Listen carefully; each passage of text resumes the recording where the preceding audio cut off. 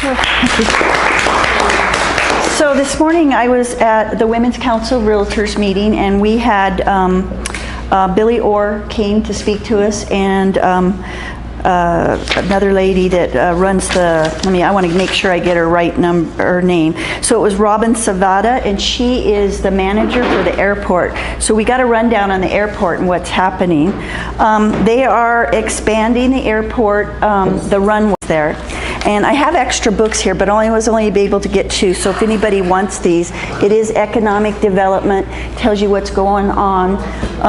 It will be probably 5 years before they finish the expansion of the airport runways. They're going to do the study. It's starting the study of the ground and what they can do in the expansive soil and so forth. The ground, they are going to put in a new terminal. They've already got the design, and she's got a really neat PowerPoint, and it shows the new terminal is going in. They're going to break ground on this summer, and that shouldn't take, and it should be finished by next summer. So they'll be breaking ground on that.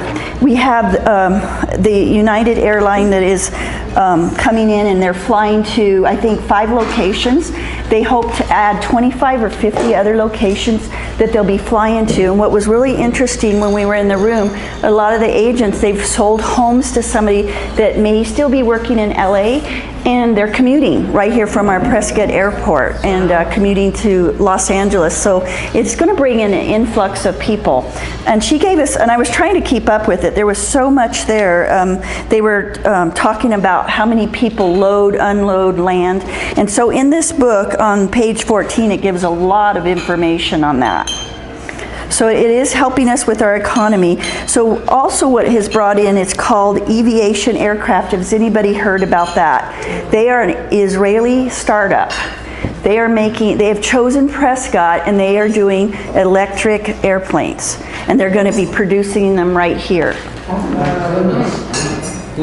So that's bringing in business for us. And I believe there was 16 businesses based in the airport right now. And they did invite everybody to go drive through the airport, go look at it and see what's happening there. And the airport, the terminal is going to be gorgeous, and they're going to have an outside area. And I guess everybody liked the fireplace that was there, and they're going to have a fireplace outside. So they've got gates. They have, we were so outdated. They were offered a piece of equipment, when you check in a terminal for safety's sake, and there was a special piece of equipment we were offered. We could not take it because it was so heavy. Our floors at the old terminal could not take it. It would have fell through the floors. So Sholo ended up with that, and it's a smaller airport. As far as airport size, I think we're just below Oakland, but we're above San Diego Airport. So we're one of the busiest airports in the area. And I think one of these tells us like we're the 5th largest in the state of Arizona. So we're not really that small. So we're the 35th busiest airport in the nation. So she had a little graph that showed where all the airports were. We're the 5th busiest airport in Arizona. And then they have 5 flight training schools on site. And they have parking area, and they're running out of parking space, and they've even accessed additional parking space nearby, but it's just really tight. Sometimes they don't have any parking there.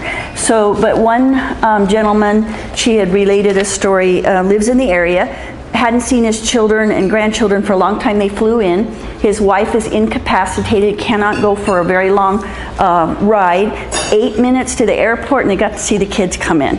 So they were really excited about that. And I get that question too. I was out with Californians last weekend, wanted to know all about our airport.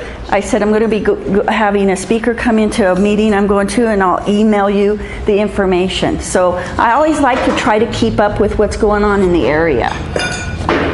So Billy Orr got up there, and she spoke about the debt that we had in the area, and she appreciated the fact that Prescott Area Association of Realtors, which I belong to, we help support the tax. It is 0.03, it's 0.75% of tax. We helped give dollars to that through our Power Pack fund to help bring that in, so that now that we are got a plan and we're starting to get out of debt, and in about 5 years we're going to be able to get out of debt, because they were suggesting that this city file bankruptcy, and that's something that we didn't want to do. It would hurt all of our businesses. So they did not do that. The next meetings we're going to have is a water assurance and how each municipal handles that. I did get to talk to Mary.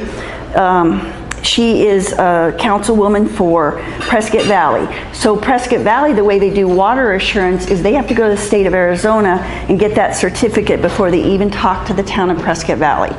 Other municipals, I'm not sure exactly how they handle it, and I'm sure I'll be finding that out when we have those meetings, and I can bring that to you the next time I speak. But I'm always really interested in what's going on. I guess there's 700 apartments going in at Robin and Highway 69, and somebody was asking me, do we have the water? And the only thing I could tell them, they're not going to allow that to come in unless we do have the water. I mean, our people that we've voted into office are watching out for us on that.